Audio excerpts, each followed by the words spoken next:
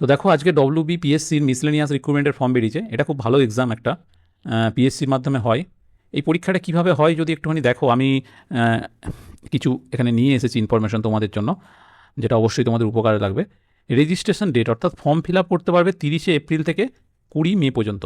ওকে, মোটামুটি 1 মাস সময় দিয়েছে ফর্ম ফিল আপ করার জন্য। কোয়ালিফিকেশান কী লাগছে? গ্র্যাজুয়েশন যে কোনো বিষয়। এজ লিমিট দিয়েছে 20 থেকে 39।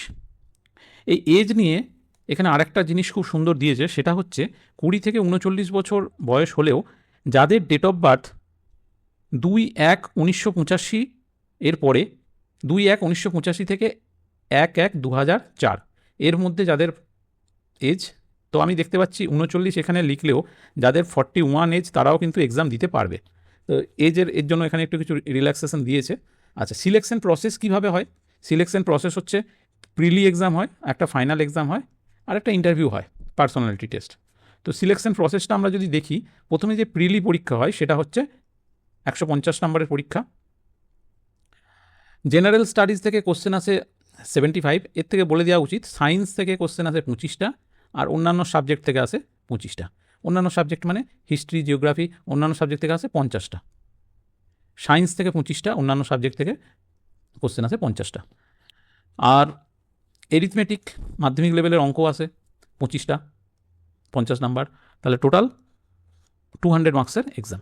ওকে, নেক্সট আসি, এই পরীক্ষাটা যারা পাস করবে, শর্ট লিস্টেড হবে, তাদেরকে নিয়ে ফাইনাল এক্সাম হবে বা মেন এক্সাম। মেন এক্সামে পেপার 1-এ ইংলিশ থাকে 150 নাম্বার, পেপার 2-তে বাংলায় থাকে ম্যাক্সিমাম, কিছু হিন্দি, উর্দু, নেপালি, সাঁওতালি।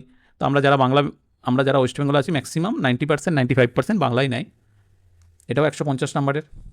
আর পেপার 3-তে থাকে জেনারেল স্টাডিজ 100 নম্বরের এবং 50 নম্বরের অঙ্ক। এখানের অঙ্কটা কিন্তু এমসিকিউ হয় না, অবজেক্টিভ টাইপ হয় না, এখানে সেই 5 নাম্বারের 10টা অঙ্ক থাকে, মানে সে লিখে লিখে করতে হয়।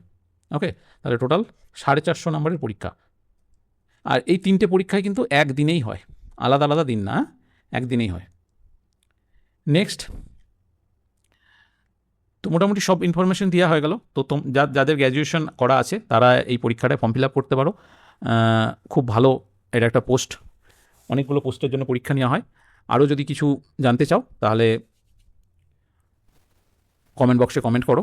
আর আমরা এই পরীক্ষাটার ম্যাথ, জিকে এইগুলো নিয়ে রেগুলারলি কিন্তু আমাদের এই চ্যানেলে ক্লাস আসতে থাকবে। ঠিক আছে, আজকে ভিডিওটা এখানেই অফ করলাম। চ্যানেল যদি ভালো লাগে সাবস্ক্রাইব করো, লাইক করো। ভালো থাকবে, দেখা হচ্ছে আবার অন্য কোনো ভিডিও।